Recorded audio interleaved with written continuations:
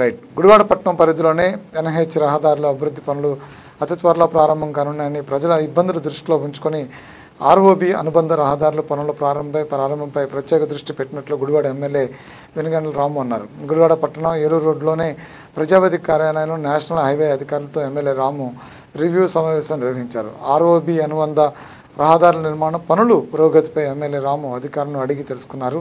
అదేవిధంగా గుడివాడ పట్టణంలో రహదారుల అభివృద్ధి పనులు ఆలస్యంపై అధికారులు ఎమ్మెల్యే రాము ప్రశ్నించారు. రోడ్ల నిర్మాణం పనులు సాంకేతిక సమస్యలు ఉన్నాయని తెలపడంతో జాతీయ రహదారులు regional RO Rakesh Kumar, MP Vallabhaneni బాలచౌర్యులతో ఎమ్మెల్యే రాము ఫోన్లో మాట్లాడారు. అధికారులు చొరవ తీసుకొని రోడ్ల అభివృద్ధిపై దృష్టి పెట్టాలని, సమస్య పరిష్కారానికి నా సంపూర్ణ సహకారం అందిస్తానని ఈ సందర్భంగా అధికారులతో ఎమ్మెల్యే రాము అన్నారు. బస్టాండ్ వద్ద నుండి ఆర్ఓబి పనులు ప్రారంభం కావడానికి ముందే వాటర్ పైప్ లైన్ సమస్యలు తలెత్తకుండా ముందస్తు చర్యలు తీసుకోవాలని మున్సిపల్ అధికారులు ఎమ్మెల్యే రాము సూచించారు.